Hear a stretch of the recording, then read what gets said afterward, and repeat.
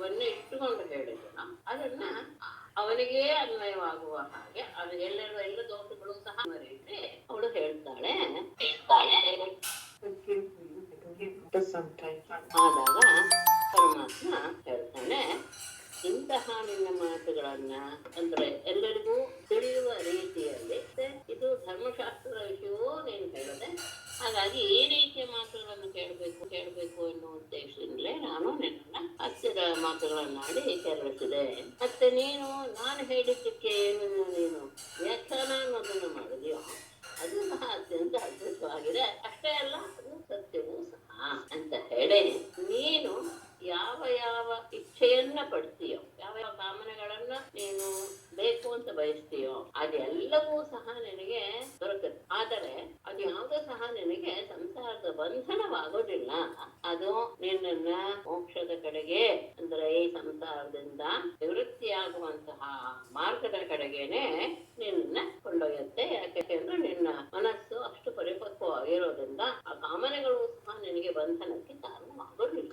ಮತ್ತೆ ನೀನು ನಿನ್ನ ಪತಿಪ್ರೇಮ ಏನು ಅನ್ನೋದನ್ನು ತೋರಿಸಿದೆ. ಮತ್ತೆ ಪಾತಿವ್ರತ್ಯವೂ ಸಹ ನಾನು ಕಂಡುಕೊಂಡೆ ನಿನ್ನಲ್ಲಿರುವಂತದ್ದು. ನಿನ್ನ ಬುದ್ಧಿಯನ್ನ ಸ್ವಲ್ಪ ಕೆರಳಿಸ್ಬೇಕು, ಬದಲಾಯಿಸ್ಬೇಕು, ಬೇರೆ ರೀತಿಯಾಗಿ ನಿನ್ನ ಬುದ್ಧಿ ಯೋಚನೆ ಮಾಡ್ಲಿ ಎನ್ನುವ ಭಾವದಿಂದ ನಾನು ಯಾವ ಯಾವ ವಾಕ್ಯಗಳನ್ನು ಬಳಸಿದ್ನು, ಅದು ಯಾವುದರಿಂದಲೂ ಸಹ ನಿನ್ನ ಬುದ್ಧಿ ವಿಚಲಿತವಾಗಿಲ್ಲ ಅನ್ನೋದು ಮಾತ್ರ ನನಗೆ ಬಹಳ ಆನಂದವನ್ನು ಉಂಟು ಮಾಡುತ್ತೆ. ಸ್ಕೈಫಲ್ಲೇ ಇರೋದು, 1ನೇ ತಾರೀಕುವರೆಗೂ ಸ್ಕೈಫಲ್ಲೇ ಇರ್ಬೇಕು. 1ನೇ ತಾರೀಕು ಈಗ ಎಲ್ಲರೂ 15 ಜನ ಜಾಯಿನ್ ಆಗಿದಾರಲ್ಲಮ್ಮ, ಎಲ್ಲರೂ ಸ್ಕೈಫಲ್ಲೇ ಜಾಯಿನ್ ಆಗಿದ್ದಾರೆ. ಮತ್ತೆ ಮೋಕ್ಷಕ್ಕೆ ನಾನೇ ಹೊರಗೇಶ ಅವರ ಎಲ್ಲರನ್ನೂ ಸಹ ನಾನು ಅವರ ಆ ಸಂಸಾರದ ಆದರೆ ಅನೇಕ ರೀತಿಯ ವ್ರತ ತಪಸ್ಸುಗಳನ್ನು ಮಾಡ್ತಾ ಜನ 90 ಜೀವನದ ಬಗ್ಗೆನೇ ಕಾಮನೆಗಳನ್ನ ಇಟ್ಟುಕೊಂಡು ಆರಾಧನೆ ಮಾಡಿದರೆ ಅಂತವರಿಗೆ ಏನು ಹೇಳೋದಕ್ಕೂ ಆಗೋಲ್ಲ. ಅವರು ನನ್ನ ಮಾಯೆಯಿಂದ ಮೋಹಿತರಾಗಿದ್ದಾರೆ. ಮತ್ತೆ ನಾನು ಮೋಕ್ಷವನ್ನು ಕೊಡಬಲ್ಲೆ, ಸಂಪತ್ತನ್ನು ಕೊಡಬಲ್ಲೆ, ಎರಡಕ್ಕೂ ಸಹ ನಾನೇ ಒಡೆಯ. ಅಂತಹ ನನ್ನನ್ನ ಪಡೆದ ಬಳಿಕೂ ಸಹ ಲೌಕಿಕ ಐಶ್ವರ್ಯವನ್ನೇ ಬಯಸ್ತಾರಲ್ಲ ಯಾರು, ಅವರು ನಿಜವಾಗಿಯೂ ಸಹ ಮೂಢರೇ. ಯಾಕೆಂದ್ರೆ ಆ ಪರಾಭಕ್ತಿ ಅನ್ನೋದು ಬಂದ್ಬಿಟ್ರೆ ಈ ಸಂಪತ್ತಿನಿಂದ ಸಿಗುವಂತಹ ಯಾವ ಆನಂದವೂ ಸಹ ಅದರ ಮುಂದೆ ಸರಿಸಾಟಿ ಆಗೋದೇ ಇಲ್ಲ. ಅದನ್ನ ಸ್ವಲ್ಪರೂ ಸಹ ಅದನ್ನೇ ಪರಾಭಕ್ತಿಯನ್ನೇ ಬಯಸ್ತಾರೆ.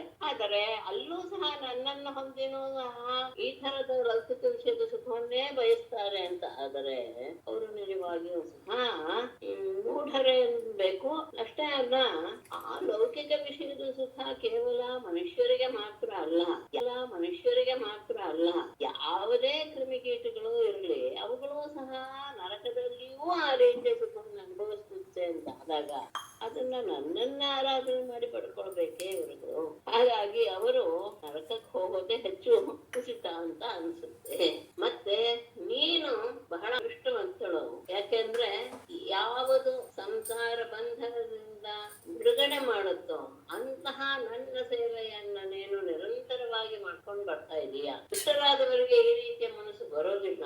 ಯಾಕೆಂದ್ರೆ ಅವರ ಮನಸ್ಸೆಲ್ಲವೂ ಸಹ ದುಷ್ಟವಾದ ಚಿಂತನೆಗಳಿಂದ ತುಂಬ ಹೋಗ್ಬಿಟ್ಟಿರೋದ್ರಿಂದ ಅವರಿಗೆ ಇಂದ್ರಿಯಗಳ ತೃಪ್ತಿಯೇ ಪ್ರಧಾನವಾಗುವಾಗ ಆ ಇಂದ್ರಿಯ ತೃಪ್ತಿಗಳಿಗೋಸ್ಕರ ಯಾವ ಕೆಟ್ಟ ಮಾರ್ಗವನ್ನು ತಿಳಿಯೋದಕ್ಕೂ ಸಹ ಸಿದ್ಧರಾದಂತಹ ಹೆಂಗಸರಿಗೆ ನಿಷ್ಕಾಮ ಸೇವೆ ಮಾಡೋದಕ್ಕೆ ಸಾಧ್ಯ ಆಗೋದಿಲ್ಲ. ಯಾಕಂದ್ರೆ ಮನಸ್ಸು ಸ್ವಚ್ಛವಾಗಿದ್ದಾಗ ಮಾತ್ರ ನಿಷ್ಕಾಮ ಸೇವೆ ಮಾಡೋದಕ್ಕೆ ಮನಸ್ಸಿನಲ್ಲಿ ಆಸೆ, ದೋಷ, ಮತ್ತೆ ಇನ್ನೊಬ್ಬರ ಬಗ್ಗೆ ಈ ರೀತಿಯಾದಂಥದ್ದೆಲ್ಲ ತುಂಬಿಕೊಂಡಿದ್ದಾಗ ಅದು ಬರೋದೇ ಇಲ್ಲ.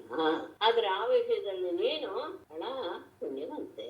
ಮತ್ತೆ ನಿನ್ನಂತಹ ಹರಿಯನ್ನ ಪತ್ನಿಯನ್ನ ನಾನು ಯಾರ ಮನೆಯಲ್ಲಿಯೂ ಸಹ ನೋಡಿ. ಯಾಕೆ ಅಂದ್ರೆ ನೀನು ನನ್ನನ್ನೇ ಮದುವೆ ಆಗಬೇಕು ಎನ್ನುವ ಉದ್ದೇಶದಿಂದ, ಮತ್ತೆ ನನ್ನನ್ನು ನೋಡಿಲ್ಲ, ಯಾರೋ ಬಂದು ನನ್ನ ವಿಷಯವನ್ನ ನಿಮ್ಮ ರಾಜನ ಎದುರಿಗೆ ಸಭೆಯಲ್ಲಿ ಹೇಳಿದ್ರು, ಅದನ್ನ ನಂಬಿಕೊಂಡು ನೀನು ನನ್ನನ್ನು ಮದುವೆಬೇಕು ಅನ್ನುವಂಥ ಉದ್ದೇಶದಿಂದ ಅತ್ಯಂತ ಯೋಗ್ಯನಾದಂತಹ ಒಬ್ಬ ಬ್ರಾಹ್ಮಣನನ್ನ ನೀನು ಕಳಿಸಿ ಬಂದಂತಹ ಎಲ್ಲ ರಾಜರುಗಳನ್ನು ಸಹ ಆ ಬ್ರಾಹ್ಮಣನ ಸಂದೇಶವನ್ನ ಕಳಿಸಿದೆ. ಅಷ್ಟೇ ಅಲ್ಲ, ಆ ಸಂದರ್ಭದಲ್ಲಿ ನಿನ್ನ ಅಣ್ಣ ಯುದ್ಧದಲ್ಲಿ ಸೋತ್ ಹೋದ, ನಾನು ಅಪಹರಿಸ್ಕೊಂಡು ಬರುವಂತ ಸಂದರ್ಭದಲ್ಲಿ ನನ್ನ ಜೊತೆ ಯುದ್ಧ ಮಾಡಿ ಅವನು ಸೋತ್ ಹೋದ. ಅಷ್ಟೇ ಅಲ್ಲ, ಅವನನ್ನ ವಿರೂಪವನ್ನು ನಾನು ವಿರೂಪನ ವಿಕಾರವಾದಂತಹ ಮುಖವನ್ನು ನಾನು ಮಾಡಿದೆ ಅವನಿಗೆ. ಅಷ್ಟೇ ಅಲ್ಲ, ಮುಂದೆ ಬರುತ್ತೆ ಮುಂದಿನ ವಿಷಯ. ಅನಿರುದ್ಧನ ವಿವಾಹದ ಸಂದರ್ಭದಲ್ಲಿ ಬಲರಾಮ ನಿನ್ನ ಅಣ್ಣನನ್ನು ಕೊಂದು ಹಾಕಿಬಿಟ್ಟ. ಆದ್ರೆ ಈ ಸಂದರ್ಭದಲ್ಲೆಲ್ಲ ನೀನು ಏನು ಮಾತನ್ನು ಆಡ್ಲಿಲ್ಲ. ಯಾಕೆಂದ್ರೆ ನಾನೇನಾದ್ರೂ ಮಾತಾಡ್ಬಿಟ್ರೆ ಪರಮಾತ್ಮನಿಂದ ನಾನು ಯೋಗ ಹೊಂದಬೇಕತ್ತೋ ಎಂಬಂತಹ ಒಂದು ಭಯವೇ ನನ್ನಲ್ಲಿ ಇದ್ದಿದ್ರಿಂದ ಆಗಲೂ ಸಹ ನೀನು ಒಂದು ಮಾತಾಡ್ಲಿಲ್ಲ. ಈ ನಿನ್ನ ಗುಣ ನಾನು ನಿನ್ನ ದಾಸನಾಗುವ ಹಾಗೆ ಮಾಡಿಬಿಟ್ಟಿದೆ. ಮತ್ತೆ ನೀನು ನನಗೆ ಬ್ರಾಹ್ಮಣನ ಮೂಲಕ ಸಂದೇಶವನ್ನು ಕಳಿಸಿದ್ದೆ. ಆದರೆ ಆ ಸಂದರ್ಭದಲ್ಲಿ ನಾನು ಸ್ವಲ್ಪ ವಿಳಂಬ ಮಾಡ್ತಾ ಇದ್ದನಿಗೆ ಈ ಜಗತ್ತೆಲ್ಲವೂ ಸಹ ಶೂನ್ಯವಾದ ಹಾಗೆ ಅನ್ನಿಸ್ತು. ಈ ಶರೀರ ಯಾರಿಗೋ ಒಪ್ಪಿಸುವಂತ ಪರಿಸ್ಥಿತಿ ಬಂದ್ಬಿಡುತ್ತಲ್ಲ, ಯಾರು ಸಹ ಈ ನನ್ನ ಶರೀರವನ್ನು ಮುಟ್ಟಬಾರ್ದು ಅನ್ನುವಂತಹ ಭಾವನೆಯನ್ನು ಹೊಂದಿದಂತಹ ನೀನು ನಿನ್ನ ಶರೀರವನ್ನು ಬಿಡೋದಕ್ಕೆ ಸಂಕಲ್ಪ ಮಾಡಿಬಿಟ್ಟೆ. ಇಂತಹ ನಿನ್ನ ಈ ಭಾವ ಇದೆಯಲ್ಲ, ಇದು ನಿನ್ನಲ್ಲಿಯೇ ಇರಲಿ. ಯಾಕೆಂದ್ರೆ ನೀನು ಮಾಡಿದಂತಹ ಇಂತಹ ಕೆಲಸಕ್ಕೆ ನಾನು ನಿನಗೆ ಯಾವ ರೀತಿಯ ಪ್ರತ್ಯುಪಕಾರವನ್ನು ಮಾಡೋದಕ್ಕೆ ಸಾಧ್ಯವಿಲ್ಲ. ಕೇವಲ ಸಂತೋಷ ಅನ್ನೋ ಶಬ್ದವನ್ನು ಬಳಸಬಹುದೇ ಹೊರತು ನೀನೂ ಸಾಧ್ಯವಿಲ್ಲ. ಅದು ನಿನ್ನಲ್ಲಿಯೇ ಇರಲಿ. ನಿನ್ನ ಆ ಪ್ರೇಮದಿಂದ ನಾವು ಹೀಗೆ ಮಾತಾಡ್ತಾ ಎಲ್ಲರ ಜೊತೆಗೂ ಸಹ ಆ ರುಕ್ಮಿಣಿಯ ಜೊತೆಗೆ ಅತ್ಯಂತ ಆನಂದದಿಂದ ಅದನ್ನ ಅಷ್ಟೇ ಅಲ್ಲ, ಎಲ್ಲರಿಗೂ ಸಹ ಎಲ್ಲ ಪತ್ನಿಯರ ಮನೆಗಳಲ್ಲಿಯೂ ಸಹ ಒಬ್ಬ ಸದ್ಗೃಹಸ್ಥ ಇರುವ ರೀತಿಯಲ್ಲಿ ಅವನು ವ್ಯವಹಾರ ಮಾಡಿದ. ಯಾಕೆಂದ್ರೆ ಅವನು ಲೋಕಕ್ಕೆ ಗುರು, ಏನಂದ್ರೆ ಇಡೀ ಲೋಕಕ್ಕೆ ಪಾಠ ಮಾಡುವಂತವನು ಹೇಗಿರ್ಬೇಕು ಅಂತ ಅವನು ಹೇಳಿದವನು ಅದೇ ರೀತಿಯಾಗಿ ಇದ್ದು ಸಹ ಅವನು ತೋರಿಸಿದ ಗೃಹಸ್ಥರ ಧರ್ಮವನ್ನು ಪಾಲಿಸ್ತಾ ಇದ್ದ. ಆದ್ಮೇಲೆ ಮುಂದೆ ಹೇಳ್ತಾರೆ, ಕೃಷ್ಣನಿಗೆ ಪ್ರತಿಯೊಬ್ಬ ಪ್ರಾಣಿಯರ ಇಲ್ಲಿಯೂ ಸಹ 10 ಜನ ಮಕ್ಕಳಾದರೂ ಪ್ರತಿಯೊಬ್ಬರು ಸಹ ಕೃಷ್ಣನಿಗಿಂತ ಯಾರು ಸಹ ಒಂದು ಸ್ವಲ್ಪವೂ ಕಡಿಮೆ ಇರಲಿಲ್ಲ. ಕೃಷ್ಣನ ಹಾಗೆ ಎಲ್ಲ ರೀತಿಯಲ್ಲಿ ರೂಪ, ಬಲ, ಐಶ್ವರ್ಯ ಎಲ್ಲವೂ ಅವನ ರೀತಿಯಲ್ಲಿಯೇ ಇದ್ದರು. ಮತ್ತೆ ಎಲ್ಲರೂ ಸಹ ಅವನ ಜೊತೆ ವಾಸ ಮಾಡ್ತಾ ಇದ್ದಂತಹ ಎಲ್ಲ ರಾಜಪುತ್ರಿಯರು ಸಹ ಕೃಷ್ಣ ಎಲ್ಲೂ ಹೋಗದೆ ತನ್ನ ಜೊತೆಗೆ ಇದ್ದಾನೆ, ತನ್ನ ಅರಮನೆಯಲ್ಲೇ ಇದ್ದಾನೆ ಅಂತ ಭಾವಿಸಿ ಅವನ ನಿಜವಾದ ತತ್ವ ಏನು ಅಂತ ಅರಿಯದೇ ಇರುವಂತಹ ಸ್ತ್ರೀಯರು ತಾವೇ ಬಹಳ ಶ್ರೇಷ್ಠ. ಯಾಕೆಂದ್ರೆ ನಮ್ಮಲ್ಲಿಯೇ ಇದ್ದಾನೆ, ನನ್ನ ಜೊತೆನೆ ಇದ್ದಾನೆ ಕೃಷ್ಣ ಎನ್ನುವ ಭಾವವನ್ನು ಹೊಂದಿ ಎಲ್ಲರೂ ಅವನನ್ನ ಆ ರೀತಿಯಾಗಿಯೇ ರೂಪಗಳಿಂದ ಅವನ ಎಲ್ಲ ಸುಂದರವಾದ ಮುಖ, ಅವನ ದೇಹದ ಕಟ್ಟು, ಕಣ್ಣು, ವಿಶಾಲವಾದಂತಹ ನೇತ್ರ, ಪ್ರೇಮ ತುಂಬಿದಂತಹ ನಗು, ಎಲ್ಲರನ್ನು ಸೆಳೆಯುವಂತಹ ಕಡೆಗಣ್ಣಿನ ನೋಟ, ಮಾತು ಎಲ್ಲದರಿಂದ ಇವರು ಮೋಹಿತರಾಗ್ತಾ ಇದ್ರು, ಯಾರೋ ಸ್ತ್ರೀಯರೇ. ಆದ್ರೆ ಈ ಸ್ತ್ರೀಯರ ಯಾವ ಹಾವಭಾವಗಳು ಸಹ ಪರಮಾತ್ಮನನ್ನ ಮೋಹಗೊಳಿಸಲಿಲ್ಲ. ಅದು ವಿಶೇಷ. ಮತ್ತೆ ಅವರೇನು ಕಡಿಮೆ ಇರ್ಲಿಲ್ಲ, 16,000ಕ್ಕಿಂತಲೂ ಹೆಚ್ಚಿಗೆ ಇದ್ರು. ಅವರು ತಾವು ಪರಮಾತ್ಮನನ್ನು ಹೋಲಿಸ್ಕೊಳ್ಬೇಕು ಅಂತ ಅನೇಕ ರೀತಿಯ ಪ್ರಯತ್ನ ಪಡ್ತಾ ಇದ್ರು. ಆದರೆ ಯಾವುದೇ ಅವರ ಹಾವಭಾವ ವಿಜ್ಞಾನ ಯಾವುದು ಸಹ ಆತನ ಮನಸ್ಸನ್ನ ಚಂಚಲಗೊಳಿಸೋದಕ್ಕೆ ಸಾಧ್ಯವಿಲ್ಲ. ಹೀಗೆ ಪರಮಾತ್ಮ ಅಂದ್ರೆ ಲಕ್ಷ್ಮಿಯೇ ಪತಿಯಾದಂತಹ ಕೃಷ್ಣನನ್ನ ಪತಿಯನ್ನಾಗಿ ಹೊಂದಿದಂತಹ ಸ್ತ್ರೀಯರು ಪ್ರತಿದಿನ ಅವರ ಆನಂದಿದಾಗ ಹೊಸದಾಗಿ ವೃದ್ಧಿ ಆಗ್ತಾನೇ ಇತ್ತು. ಆತನ ಮಾತು, ನಗು ಎಲ್ಲವೂ ಸಹ ಹೊಸದಾಗಿ ಮದುವೆಯಾದಂತಹ ಸಂದರ್ಭದಲ್ಲಿ ಯಾವ ಭಾವವನ್ನು ಹೊಂದಿರ್ತಿದ್ರೋ ಅದೇ ರೀತಿಯಾಗಿ ಹೊಂದಿರ್ತಿದ್ರು. ಅವರಿಗೆ ನಾವು ಮದುವೆ ಆಗಿ ಇಷ್ಟು ದಿವಸ ಆಯ್ತು, ಒಂದು ದಿವಸವೂ ಸಹ ಅವನ ಬಗ್ಗೆ ತುಂಬಾ ದಿನ ಆಯ್ತು ಎನ್ನುವಂತಹ ಭಾವ ಒಬ್ಬರಿಗೂ ಬರಲಿಲ್ಲ. ಈಗಿನ್ನು ನಾನು ಕೃಷ್ಣನ ಜೊತೆಗೆ ಇದ್ದೀನಿ ಎನ್ನುವ ಭಾವವೇ. ಮತ್ತೆ ಅಂತಹ ರಮಾಪತಿಯನ್ನು ಪಡೆದವರು ಅವನ ಮಾರ್ಗವನ್ನ ತಿಳಿಯೋದಕ್ಕೋಸ್ಕರ ಬ್ರಹ್ಮಾದಿಗಳು ಸಹ ತಪಸ್ಸುಗಳನ್ನು ಮಾಡ್ತಾರೆ. ಅವರಿಗೂ ಸಹ ಅವನ ಮಾರ್ಗ ಏನು ಅಂತ ಗೊತ್ತಿಲ್ಲ. ಆದ್ರೆ ಅವನನ್ನ ಪತಿಯನ್ನಾಗಿ ಪಡೆದವರು ಇವರು ಮಾತ್ರ ಬಹಳ ಪುಣ್ಯವಂತರು ಎನ್ನುವುದು ವಿಶೇಷ. ಆದರೆ ಅದಕ್ಕೆ ಸರಿಯಾಗಿ ಅವರೂ ಸಹ ಇದ್ರು ಅನ್ನೋದು ಮಾತ್ರ ಗಮನಿಸಬೇಕು. ಅವನ್ ಮದುವೆ ಆಗ್ಬಿಟ್ಟ ಅಂತ ಹೇಳಿದ ತಕ್ಷಣ ಅವನ ಮೇಲೆ ಇವರು ತಮ್ಮ ಅಧಿಕಾರ ಚಲಾಯಿಸೋದಾಗ್ಲಿ ಯಾವುದನ್ನು ಮಾಡ್ತಿರ್ಲಿಲ್ಲ. ಅಷ್ಟೇ ಅಲ್ಲ, ಅವರೂ ಸಹ ಆ ಪರಮಾತ್ಮ ಬಂದಾಗ ಅವನನ್ನು ಎದುರುಗೊಳ್ಳುವುದರಿಂದ ಹೇಳಿದು ಆತನ ಶಯನದವರೆಗೂ ಸಹ ಅವನ ಭೋಜನ ಇತ್ಯಾದಿ ಪ್ರತಿಯೊಂದರಲ್ಲೂ ಸಹ ಇವರು ತಾವೇ ಅವನಿಗೆ ಸಂತೋಷವಾಗುವ ರೀತಿಯಲ್ಲಿ ಸೇವೆ ಮಾಡ್ತಾ ಇದ್ರು ಎನ್ನುವುದು ಗಮನಿಸಬೇಕು. ಮತ್ತೆ ಒಬ್ಬೊಬ್ಬರಿಗೂ ಸಹ 10 ಜನ ಮಕ್ಕಳು ಜನಿಸಿದ್ರು. ಅವರ ಹೆಸರುಗಳನ್ನೆಲ್ಲ ಹೇಳಿದ್ದಾರೆ. ಮತ್ತೆ ಅದನ್ನು ನಾನು ಮತ್ತೆ ಹೇಳುವ ಅವಶ್ಯಕತೆ ಇಲ್ಲ ಅಂತ 8 ಜನ ಮಹಿಷಿಯರಲ್ಲಿಯೂ ಸಹ ಯಾರ್ಯಾರು ಹುಟ್ಟಿದರು ಎನ್ನುವುದನ್ನ ತಗೊಳ್ತಾರೆ. ಆದ್ರೆ 8 ಜನ ಮಹಿಷಿಯರಲ್ಲಿ ಹುಟ್ಟಿದ ಪ್ರತಿಯೊಬ್ಬ ಮಕ್ಕಳು ಕೃಷ್ಣನಿಗೆ ಸರಿಸಮಾನವಾಗಿಯೇ ಇದ್ದರು ಎನ್ನುವುದು ಗಮನಿಸಬೇಕು. ಆಮೇಲೆ ಮಕ್ಕಳು ಮೊಮ್ಮಕ್ಕಳು ಹೀಗೆ ತಗೊಂಡಾಗ ಪ್ರತಿನಿಂದ ಅನಿರುದ್ಧ ಈ ರೀತಿಯಾಗಿ ನಾವು ಲೆಕ್ಕ ಶುಕ್ರು ಹೇಳ್ತಾರೆ ಅವನಿಗೆ ಕೋಟಿಗಟ್ಟಲೆ ಆ ಜನರ ಪುತ್ರರು ಇದ್ದರು. ಯಾಕೆ 16,000 ಜನ ಇದ್ದಾರೆ ಅಂತ ಆದ್ಮೇಲೆ ಒಬ್ಬೊಬ್ಬರಲ್ಲೂ 10 ಜನ ಮಕ್ಕಳು ವಿಶೇಷವಾಗಿ, ಆಮೇಲೆ ಉಳಿದ 16,000 ಜನರಲ್ಲಿ ಹುಟ್ಟಿದಂತರು. ಹೀಗೆ ಮಕ್ಕಳು ಮೊಮ್ಮಕ್ಕಳು ಅಂತ ಕೋಟಿಯನ್ನು ದಾಟುವಷ್ಟು ಸಂಖ್ಯೆ ಇದೆ. ಆ ಮಧ್ಯದಲ್ಲಿ ಒಂದು ವಿಷಯ ಹೇಳ್ತಾರೆ. ರುಕ್ಮಿಣಿಯ ಅಣ್ಣ, ರುಕ್ಮಿಣಿಯ ಮಗಳು ರುಕ್ಮವತಿ. ಆ ರುಕ್ಮವತಿಯನ್ನ ಪ್ರದ್ಯುಮ್ನ ಮದುವೆ ಆಗುತ್ತಾನೆ. ಆ ಪ್ರದ್ಯುಮ್ನಿಗೆ ಅನಿರುದ್ಧನ ಎಂಬ ಮಗ ಹುಟ್ಟಾನೆ. ಅವನು ಭುಜಕಟಪುರದಲ್ಲಿಯೇ ಅವನ ಜನನ ಮಾಡುವುದು ಅನಿರುದ್ಧು ಅಂತ ಹೇಳಿ ಮುಂದೆ ಆ ಸಂದರ್ಭದಲ್ಲಿ ಅವನಿಗೆ ಕುತೂಹಲ ಉಂಟಾಗುತ್ತೆ. ಪರೀಕ್ಷಿತನಿಗೆ ಹೇಳ್ತಾನೆ, ರಾಜೋವಾಚ ವರ್ತಮಾನಂ ಅತೀಂದ್ರಿಯಂ ವಿಪ್ರಕೃಷ್ಟಂ ವ್ಯವಹಿತ ಸಮ್ಯಕ್ ಪಶ್ಯಂತಿ ಯೋಗಿನಃ. ನಿಮಗೆ ಎಲ್ಲದರ ಜ್ಞಾನವೂ ಇರುತ್ತೆ, ಹಾಗಾಗಿ ನೀನು ಇದನ್ನ ತಿಳಿದಿರ್ತೀರ, ಅದನ್ನ ನನಗೆ ತಿಳಿಸಿ. ಯೋಗಿನಃ ಅನಾಗತಂ ಅತೀತಂ ವರ್ತಮಾನಂ ಅತೀಂದ್ರಿಯಂ ವಿಪ್ರಕೃಷ್ಟಂ ವ್ಯವಹಿತಂ ಚ ಸಮ್ಯಕ್ ಪಶ್ಯಂತಿ. ಯೋಗಿ ಶ್ರೇಷ್ಠರಾದವರಿಗೆ ಯಾವುದು ಗೊತ್ತಿಲ್ಲ ಅನ್ನೋದು ಇಲ್ಲವೇ ಇಲ್ಲ. ಅನಾಗತಂ ಅಂದ್ರೆ ಭವಿಷ್ಯತ್ ಕಾಲ, ಅತೀತಂ ಅಂದ್ರೆ ಭೂತಕಾಲ, ವರ್ತಮಾನಂ ಅಂದ್ರೆ ಈಗ ನಡೀತಾ ಇರೋದು, ಅಂದ್ರೆ ಮುಂದೆ ನಡೆಯುವುದು, ಹಿಂದೆ ನಡೆದಿದ್ದು, ಈಗ ನಡೀತಾ ಇರೋದು. ಅಷ್ಟೇ ಅಲ್ಲ, ಅದು ಅಷ್ಟೇ ಮಾತ್ರ ಅಲ್ಲ, ಅತೀಂದ್ರಿಯಂ ಇಂದ್ರಿಯಗಳಿಗೆ ಗೋಚರವಾಗದೇ ಇರುವಂತಹ, ನಮಗೆಲ್ಲ ಇಂದ್ರಿಯ ಗೋಚರವಾಗಿರುವಂತಹ ವಿಷಯ ಮಾತ್ರ ಜ್ಞಾನ ಇರುತ್ತೆ. ಅವರಿಗೆ ಭೂತ ಭವಿಷ್ಯತ್ ವರ್ತಮಾನವಲ್ಲದೆ ಇಂದ್ರಿಯಗಳಿಗೆ ಅತೀತವಾದಂತಹ ಆ ವಿಷಯವೂ ಗೊತ್ತಿರುತ್ತೆ. ಅಷ್ಟೇ ವಿಪ್ರಕೃಷ್ಟಂ ಅತ್ಯಂತ ದೂರದಲ್ಲಿರುವುದು, ವ್ಯವಹಿತಂ ಮರೆಯಾಗಿರುವುದು, ಎಲ್ಲವನ್ನು ಸಹ ಸಮ್ಯಕ್ ಪಶ್ಯಂತಿ ಎಲ್ಲವನ್ನು ಸಹ ತಮ್ಮ ಕಣ್ಣೆದುರಿಗೆ ನಡೀತೋ ಎನ್ನುವ ರೀತಿಯಲ್ಲಿ ಅವರು ನೋಡಿ. ಹಾಗಾಗಿ ಯೋಗಿಗಳಾದವರು ನೀನು ನಿಮಗೆ ಭೂತ ಭವಿಷ್ಯದ ವರ್ತಮಾನಗಳ ಬಗ್ಗೆ ಎಲ್ಲ ರೀತಿಯ ಅರಿವು ಇರುತ್ತೆ. ನಮ್ಮಂಥವರಿಗೆ ಇಂದ್ರಿಯಗಳಿಗೆ ಗೋಚರವಾಗದೆ ಇರೋದು, ದೂರದಲ್ಲಿರೋದು, ಮರೆಯಾಗಿರೋದು ಅದು ಸಹ ನಿಮಗೆ ಚೆನ್ನಾಗಿ ಕಂಡು ಬರುತ್ತೆ. ಹಾಗಾಗಿ ಈ ವಿಷಯವನ್ನ ನೀವು ನನಗೆ ತಿಳಿಸ್ಬೇಕು ಅಂತ ಕೇಳಿದಾಗ ಶ್ರೀ ಶುಕವಾಚ ಸ್ವಯಂವರೇ ಸಾಕ್ಷಾತ್ ಅನಂಗೋ ಅಂಗಯುತಸ್ತಯ ರಾಜ್ಞ ಸಮೇತಾನ್ ನಿರ್ಜಿತ್ಯ ಜಹಾರ ಏಕರಥೋ ಯುಧಿ.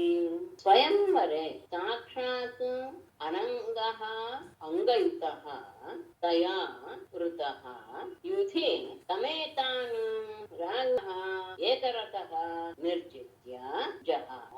ಸ್ವಯಂವರೇ ಅಂದ್ರೆ ರುಕ್ಮಿ ಸ್ವಯಂವರವನ್ನು ಏರ್ಪಡಿಸಿದ್ದ ಮಗಳಿಗೆ. ಆ ಸಂದರ್ಭದಲ್ಲಿ ಸಾಕ್ಷಾತ್ ಅನಂಗ ಮನ್ಮಥನೇ ಅಂಗಯುತ ಶರೀರವನ್ನು ಧರಿಸಿ ಬಂದಂತಹವನಾದ ಪ್ರದ್ಯುಮ್ನನು ತಯಾವೃತ ಅವಳಿಂದ ವರಮಾಲೆ ವರಿಸಲ್ಪಟ್ಟ, ಅಂದ್ರೆ ವರಮಾಲೆಯನ್ನ ಅವನಿಗೆ ಹಾಕು. ಆ ಸಂದರ್ಭದಲ್ಲಿ ಉಳಿದ ರಾಜರೆಲ್ಲರೂ ಸಹ ಅವನ ಮೇಲೆ ಯುದ್ಧಕ್ಕೆ ಬಂದರು. ಆಗ ಯುದ್ಧದಲ್ಲಿ ಸಮೇತ ರಾಜ್ಞ ಎಲ್ಲರೂ ಒಟ್ಟಾಗಿ ಬಂದಂತಹ ರಾಜರೆಲ್ಲರನ್ನು ಏಕರಥ ಒಂದೇ ರಥದಲ್ಲಿ ಒಬ್ಬನೇ ಇದ್ದುಕೊಂಡು ನಿರ್ಜಿತ್ಯ ಅವರೆಲ್ಲರನ್ನು ಗೆದ್ದು ಜಹಾರ ಅವಳನ್ನ ಅಪಹರಿಸಿಕೊಂಡು ಯಾವಾಗ ಇವಳು ಸ್ವಯಂವರದಲ್ಲಿ ಅವನನ್ನು ಮರಿಸಿದಳೋ ಆ ಸಂದರ್ಭದಲ್ಲಿ ಅನೇಕ ರಾಜರು ಮಧ್ಯಮ ಮೇಲೆ ಯುದ್ಧವಾಡಕ್ಕೆ ಬಂದರು. ಆಗ ಒಬ್ಬಂಟಿಗನಾಗಿ ಅವನು ಪ್ರತಿಯೊಬ್ಬರನ್ನು ಸಹ ಸೋಲಿಸಿ ರುಕ್ಮಾವತಿಯನ್ನ ಅಲ್ಲಿಂದ ಅಪಹರಿಸಿಕೊಂಡು ಬಂದ. ಸರಿ, ಆದ್ರೆ ರುಕ್ಮಿ ಒಪ್ಕೊಂಡೆ ಅಂದ್ರೆ ಯದ್ಯಪ್ಯನು ಸ್ಮರಣ್ಮೈರಂ ರುಕ್ಮಿ ಕೃಷ್ಣ ಅವಮಾನಿತಃ ವ್ಯತರತ್ ಭೈನೇಯಾಯ ಸುತಾಂ ಕುರ್ವನ್ ಸ್ವಸುಃ ಪ್ರಿಯಂ ಕೃಷ್ಣ ಯದ್ಯಪಿ ಕೃಷ್ಣಾವಮಾನಿತಃ ರುಕ್ಮಿ ವೈರಂ ಸ್ಮರನ್ ಸ್ವಸುಃ ಪ್ರಿಯಂ ಕುರ್ವನ್ ಸುತಾಂ ಭಾಗಿನೇಯಾಯ ವ್ಯತರತ್. ಯದ್ಯಪಿ ನಿಜವಾಗಿಯೂ ಕೃಷ್ಣ ಅವಮಾನಿತಃ ಕೃಷ್ಣನಿಂದ ಅವಮಾನಿತನಾದಂತಹ ಕೃಷ್ಣಾವಮಾನಿತಃ ರುಕ್ಮಿ ಕೃಷ್ಣನಿಂದ ಅವಮಾನಗೊಂಡಂತಹ ರುಕ್ಮಿಯು ವೈರಂ ಅನುಸ್ಮರನ್ ವೈರಮನ್ನ ಮನಸ್ಸಿನಲ್ಲಿ ಯಾವಾಗಲೂ ಸಹ ನೆನಪಿಸ್ಕೊಳ್ತಾನೆ ಇದ್ದ. ಆದರೂ ಸ್ವಸುಹು ತನ್ನ ತಂಗಿಗೆ ಪ್ರಿಯಂ ಕುರ್ವನ್ ಸಂತೋಷವನ್ನು ಉಂಟು ಮಾಡಬೇಕು ಎನ್ನುವ ಉದ್ದೇಶದಿಂದ ಸುತಾಂ ಮಗಳನ್ನ ಭೈನೇಯಾಯ ಸೋದರಳಿಯನಿಗೆ ವೇತರದ್ದು ಮದುವೆ ಮಾಡಿ ಕೊಟ್ಟ. ಮೇಡಮ್ ಈ ರುಕ್ಮಾವತಿನೇ ಅರಿತಿನ ಮೇಡಮ್? ರುಕ್ಮಾವತಿ ರತಿನಾ? ಇಲ್ಲ ಇಲ್ಲ, ರತಿ ಆಗ್ಲಲ್ಲ ಅವಳು. ಯಾರು? ಪ್ರದ್ಯುಮ್ನ ಮದ್ವೆ ಆಗೋದು? ಪ್ರದ್ಯುಮ್ನೇ ಪ್ರದ್ಯುಮ್ನ ಜೊತೆ ಬಂದವಳು. ಯಾರಪ್ಪ ಅವಳು? ಶಂಬಾಸುರ ನಮ್ಮ ಮನೇಲಿ ಇದ್ದವಳು. ಅದೇ ಅವಳು ಮದ್ವೆ ರತಿ ಅಲ್ವಾ ಅವಳು? ಮದುವೆ ಮಾಡ್ಕೊಂಡೇ ಬಂದಿದ್ದ. ಬರುವಾಗ್ಲೇ ಪ್ರದ್ಯುಮ್ನನ್ನ ಅವರು ನೋಡಿದ್ದು ಮಗುವಾಗಿ ಕಳೆದು ಹೋದ್ಮೇಲೆ ಅವ್ರನ್ನ ನೋಡಿದ್ದು ಪತಿಪತ್ನಿಯರನ್ನಾಗಿಯೇ. ಯಾರು? ಕೃಷ್ಣಾಜಿಗಳು. ಆದ್ಮೇಲೆ ವಿಷಯ ಇದು. ಹಾಗೆ ಇವಳು ಇನ್ನೊಬ್ಳು ಹೇಳ್ತೀನ ಪ್ರದ್ಯುಮ್ನ? ಇನ್ನೊಬ್ಳು. ಹೌದು, ಏಕಾದರ್ಶನ ರಾಜರೇನು ರಾಜಾನೋ ಬಹುವಲ್ಲಭಾಹ ಅಂತಾನೆ ನಮ್ಮ ಶಾಸ್ತ್ರ. ರಾಜರು ಅಂದ್ರೆ ಅನೇಕ ಜನ ಹೆಂಡತಿಯರನ್ನ ಹೊಂದಿರುವುದು. ಯಾಕೆ ಅಂದ್ರೆ ರಾಜಕೀಯದ ವ್ಯವಸ್ಥೆ. ಸರಿ ಮೇಡಮ್. ಪ್ರದ್ಯುಮ್ನ ಹೆಂಡತಿ ಮಾಯಾವತಿ ಅಲ್ವಾ ಅಲ್ಲಿ? ಮಾಯಾವತಿ. ಹಾಗಾಗಿ ಅದೇನು ವಿಶೇಷ ಅಲ್ಲ. ಅದನ್ನ ಅಂದ್ರೆ ಮಗಳನ್ನು ಕೊಟ್ಟ ಅಂದ್ರೆ ಏನರ್ಥ?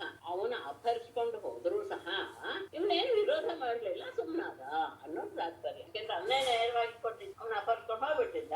ಆದ್ರೆ ಮತ್ತೆ ಅವನ ಯುದ್ಧ ಮಾಡಿ ಅವನನ್ನ ತನ್ನ ಮಗಳನ್ನ ಕರ್ಕೊಂಡು ಬರೋದು ಆ ಥರದ ಸಾಹಸಕ್ಕೆ ಕೈ ಹಾಕಲಿಲ್ಲ. ರುಕ್ಮಿಣಿಗೆ ಸಂತೋಷವಾಗ್ಲಿ ಅನ್ನೋ ಉದ್ದೇಶದಿಂದ ಅವನು ಸುಮ್ಮನೆ. ಆಮೇಲೆ ರುಕ್ಮಿಣ್ಯಾಸ್ತನಯಾಂ ರಾಜನ್ ಕೃತವರ್ಮ ಸುತೋ ಬಲಿ ವಯೇಮೇ ವಿಶಾಲಾಕ್ಷೀಂ ಕನ್ಯಾಂ ಚಾರುಮತೀಂ ಕಿಲ. ಕೃಷ್ಣನಿಗೆ 10 ಜನ ಪ್ರತಿಯೊಬ್ಬ ಪತ್ನಿಯರಲ್ಲಿಯೂ ಸಹ ಮಕ್ಕಳು. ಆದರೆ ಅದರಲ್ಲಿ ಒಬ್ಬೊಬ್ಳು ಮಗಳು ಇದ್ರು ಅನ್ನೋದನ್ನ ತಿಳ್ಕೊಳ್ಬೇಕು ಅನ್ನೋದನ್ನ ತೋರ್ಸೋದಕ್ಕೋಸ್ಕರ ಈ ವಿಷಯವನ್ನ ಹೇಳಿದ್ದಾರೆ. ರುಕ್ಮಿಣ್ಯಾಸ್ತನಯಾಂ ರಾಜನ್ ಕೃತವರ್ಮ ಸುತೋ ಬಲಿ ಉಪಯೇಮೇ ವಿಶಾಲಾಕ್ಷೀಂ ಕನ್ಯಾಂ ಚಾರುಮತೀಂ ಕಿಲ. ರುಕ್ಮಿಣ್ಯಾಃ ತನಯಾಂ ವಿಶಾಲಾಕ್ಷೀಂ ಕನ್ಯಾಂ ವಿಶಾಲಾಕ್ಷೀಂ ಕನ್ಯಾಂ ಚಾರುಮತೀಂ ರಾಜನ್ನ ಕೃತವರ್ಮ ಸುತಃ ಬಲಿ ಉಪಯೇಮೇ ಕಿಲ. ರುಕ್ಮಿಣ್ಯಾಃ ತನಯಾಂ ರುಕ್ಮಿಣಿಯ ಮಗಳಾದಂತಹ ವಿಶಾಲಾಕ್ಷೀಂ ವಿಶಾಲವಾದ ಕಣ್ಣುಳ್ಳಂತಹ ಚಾರುಮತೀಂ ಕನ್ಯಾಂ ಚಾರುಮತಿ ಅನ್ನುವಂತಹ ಕನ್ಯೆಯನ್ನ ರಾಜನ್ ಪರೀಕ್ಷಿತನೇ ಕೃತವರ್ಮ ಸುತಃ ಕೃತವರ್ಮನ ಮಗನಾದಂತಹ ಬಲಿ ಎನ್ನುವನು ಉಪಯೇಮೇ ಕಿಲ ಮದುವೆ ಮಾಡಿಕೊಂಡನಡೆ. ರುಕ್ಮಿಣಿಯ ಮಗಳು ಅತ್ಯಂತ ಸುಂದರಿ ಚಾರುಮತಿ ಎನ್ನುವಂತಹ, ಎಲ್ಲವರು ಚಾರು ಅಂತಾನೆ ಮಕ್ಕಳು ಇದು ಸಮ ಅಂತಹ ಚಾರುಮತಿ ಎನ್ನುವಂತಹ ಕನ್ಯೆಯನ್ನ ಇಲ್ಲಿ ಬಲಿ ಅಂದ್ರೆ ಬಲಿ ಎನ್ನುವ ಹೆಸರು ಇರ್ಬೋದು ಅಂತ ಇಟ್ಕೊಳ್ಬಹುದು, ಅಥವಾ ಬಲಶಾಲಿ ಅಂತ ಇರ್ಬೋದು. ಬಲಶಾಲಿ ಅಂತ ಅವನ ಹೆಸರು ಗೊತ್ತಾಗೋದಿಲ್ಲ ಏನು ಅನ್ನೋದನ್ನ ಇವರು ಹೇಗೆ ಅನ್ವಯ ಮಾಡಿದ್ದಾರೆ ಅನ್ನೋದನ್ನ. ಬಲಿ ಎನ್ನುವುದು ಅವನ ಅನ್ವರ್ಥನಾಮ ಅಂತಲೇ ಹಾಕಿದ್ದಾರೆ. ಸರಿ, ಅವನು ಬಲಶಾಲಿಯೂ ಹೌದು, ಹೆಸರು ಸಹ ಬಲಿನೇ ಆಗಿದ್ದ. ಅಂತ ಅವನು ಆ ಸುಂದರಿಯಾದಂತಹ ಚಾರುಮತಿಯನ್ನ ರುಕ್ಮಿಣಿಯ ಮಗಳಾದ ಚಾರುಮತಿಯನ್ನ ಅವನು ಮದುವೆ. ಆಮೇಲೆ ಇನ್ನೊಂದು ವಿಷಯ ನಡೆದೋಯ್ತು. ದೌಹಿತ್ರಾಯ ಅನಿರುದ್ಧಾಯ ಪೌತ್ರೀಂ ರುಕ್ಮಿ ಅದರ ಧರೇಹೇ ಬದ್ಧ ವೈರೋಪಿ ಸ್ವಸುಃ ಪ್ರಿಯಚಿಕೇಶಯ ಜಾನನ್ ಅಧರ್ಮಂ ತದ್ಯೌನಂ ಸ್ನೇಹ ಪಾಶಾನುಬಂಧನಃ. ತನ್ನ ಮೊಮ್ಮಗಳಿಗೇನೆ ಅಲ್ಲ, ತನ್ನ ಮೊಮ್ಮಗನಿಗೆ, ಮೊಮ್ಮಗಳು ಅಂದ್ರೆ ರುಕ್ಮಿಣಿಯ ಮಗನಿಗೆ, ಸಾರಿ ಪ್ರದ್ಯುಮ್ನ ಮಗನಿಗೇನೆ ತನ್ನ ಮೊಮ್ಮಗಳನ್ನ ಕೊಟ್ಟು ಮದುವೆ ಮಾಡ್ಬಿಡ್ತಾನೆ. ಅದು ಒಂದು ಆಗ್ಬಾರ್ದಂತಹ ವಿಷಯ ಆಗಿತ್ತು. ರುಕ್ಮಿಣಿ ಹರೇಹೇ ಬದ್ಧವೈರಃ ಅಪಿ ಸ್ವಸುಃ ಪ್ರಿಯಚಿಕೀರ್ಷಯ ಸ್ನೇಹ ಪಾಶಾನುಬಂಧನಃ ತದ್ಯೌನಂ ಅಧರ್ಮಂ ಜಾನನ್ ಅಪಿ ಪೌತ್ರೀಂ ರೋಚನಾಂ ದೌಹಿತ್ರಾಯ ಅನಿರುದ್ಧಾಯ ಅದದಾತ್. ಹರಿಯ ವಿಷಯದಲ್ಲಿ ಬದ್ಧ ವೈರೋಪಿ, ಅತ್ಯಂತ ವೈರವಿದ್ದರೂ ಸಹ ಸ್ವಸುಖ ಪ್ರಿಯಚಿಕೀರ್ಷಯ ತನ್ನ ತಂಗಿಗೆ ಮಾಡಬೇಕು ಎನ್ನುವ ಉದ್ದೇಶದಿಂದ ಸ್ನೇಹ ಪಾಶಾನುಬಂಧನ. ಇಲ್ಲಿ ವಿವಾಹಕ್ಕೆ ಯೋಗ್ಯವಲ್ಲ, ಅದು ಆ ಸಂಬಂಧ ಸರಿಯಲ್ಲ. ಆದರೂ ಸಹ ಸ್ನೇಹ ಪಾಶಕ್ಕೆ ಕಟ್ಟು ಬಿದ್ದವನಾಗಿ ತದ್ದಿ ಯೌನಂ, ಯೌನಂ ಅಂದ್ರೆ ವಿವಾಹ, ಆ ವಿವಾಹವು ಅಧರ್ಮಂ ಜಾನನ್, ಅದು ಸರಿಯಲ್ಲ ಅಧರ್ಮ ಅಂತ ಗೊತ್ತಿದ್ರು ಪೌತ್ರೀಂ ರೋಚನಾ, ತನ್ನ ಮೊಮ್ಮಗಳಾದಂತಹ ರೋಚನಾ ಎನ್ನುವವಳನ್ನ ದೌಹಿತ್ರಾಯ, ತನ್ನ ಮಗನಾದ ಅನಿರುದ್ಧಾಯ, ಅನಿರುದ್ಧೆ ಅದಧಾತು. ಇಲ್ಲಿ ಎರಡೂನು ಸಹ ಸರಿಯಲ್ಲ ಅಂತಂದ್ರೆ ಇವರು ಹೇಳ್ತಾರೆ, ಶಾಸ್ತ್ರ ಹೇಳತ್ತಂತೆ ದಿಶದನ್ನಂ ನ ಭೋಕ್ತವ್ಯಂ ದಿಶಂತಂ ನೈವ ಭೋಜಯೇತ್ತು ಲೋಕದಲ್ಲಿರುವಂತಹ ಸಂಪ್ರದಾಯ. ಮತ್ತೆ ಲೋಕವಿದ್ದಿಷ್ಟಂ ಧರ್ಮಂ ಅಸ್ವರ್ಗ್ಯಂ, ಲೋಕವಿದ್ದಿಷ್ಟಂ ಅಸ್ವರ್ಗ್ಯಂ ಧರ್ಮಮಪಿ ನ ಆಚರೇ ಅಂತ, ಶತ್ರುವಿನ ಮನೆಯ ಅನ್ನವನ್ನ ಊಟ ಮಾಡಬಾರದು ಅನ್ನೋದು ಶಾಸ್ತ್ರ. ಅಷ್ಟೇ ಅಲ್ಲ, ಶತ್ರುವಿಗೆ ಊಟ ಕೊಡಬಾರದು ಅನ್ನೋದು ಸಹ ಶಾಸ್ತ್ರ. ಹಾಗಿರುವಾಗ ಮದುವೆಯಂತಹ ಸಂದರ್ಭದಲ್ಲಿ ಇದೆಲ್ಲ ನಡೆದಿರುತ್ತೆ. ಅದಕ್ಕೆ ಅವ್ರು ಹೇಳ್ತಾರೆ, ಲೋಕ ವಿರುದ್ಧವಾದಂಥದ್ದು ಮಾಡಿದ್ದರಿಂದಲೇ ಮುಂದೆ ಒಂದು ಅನರ್ಥ ಆಗಿ ಹೋಯ್ತು ಅನ್ನೋದನ್ನು ಪ್ರಕಟಪಡಿಸ್ತಾರೆ. ಮುಂದೆ ಅನರ್ಥ ಏನು ಅನ್ನೋದನ್ನ ನಾವು ನೋಡ್ತೇವೆ. ಯದ್ಯಪಿ ಹರಿಯ ಬಗ್ಗೆ ಬಹಳ ವೈರಾಯಿತು ಅವನಿಗೆ, ಮಗಳನ್ನು ಕೊಟ್ಟಿದ್ದೇ ಅಲ್ಲ, ಅಷ್ಟೇ ಅಲ್ಲ ಮೊಮ್ಮಗಳನ್ನು ಸಹ ತನ್ನ ಮಗನಿಗೆ ಕೊಟ್ಟ ಎನ್ನೋದಿದೆಯಲ್ಲ, ಅದು ಇನ್ನೊಂದು ಧರ್ಮವೇ. ಇದು ಅಧರ್ಮ ಅನ್ನೋದು ಗೊತ್ತಿದ್ರು ಸಹ ಸ್ನೇಹ ಪಾಶಾನುಬಂಧನ ಎನ್ನುವ ಶಬ್ದವನ್ನು ಕೊಡ್ತಾರೆ. ಸ್ನೇಹ ಪಾಶಕ್ಕೆ ಕಟ್ಟು ಬಿದ್ದು ಅಂದ್ರೆ ಏನು ಅನ್ನೋದು ನನಗೆ ಅರ್ಥ ಆಗಲಿಲ್ಲ. ಇದರಲ್ಲಿ ಒತ್ತಾಯ ಯಾರೋ ರುಕ್ಮಿಣಿ ಮಾಡಿದ್ನ, ಕೃಷ್ಣ ಮಾಡಿದ್ನ, ಏನು ಅನ್ನುವಂಥದ್ದು ಅರಿವು ಇಲ್ಲ. ಸ್ನೇಹ ಭಾಷಾ ಅಂದ್ರೆ ತಂಗಿಯ ಬಗ್ಗೆ ಅಂತ ಆದ್ರಿಂದ ಒಂದಾಗಿತ್ತು, ಪ್ರತಿಯೊಂದು ಕೊಟ್ಟಿದ್ದ. ಆದ್ರೆ ಮತ್ತೆ ಈ ರೀತಿಯಾದಂತಹ ಸಂದರ್ಭ ಸರಿಯಲ್ಲ. ಅದು ಗೊತ್ತಿದ್ರು ಸಹ ಅವನು ರುಕ್ಮಿಣಿಗೆ ಸಂತೋಷವಾಗಲಿ ಎನ್ನುವ ಉದ್ದೇಶದಿಂದ ಮೊಮ್ಮಗನಾದ ಅನಿರುದ್ಧನ ಜೊತೆಗೆ ತನ್ನ ರೋಚನೆಯ ವಿವಾಹವನ್ನು ಮಾಡಿಬಿಟ್ಟ.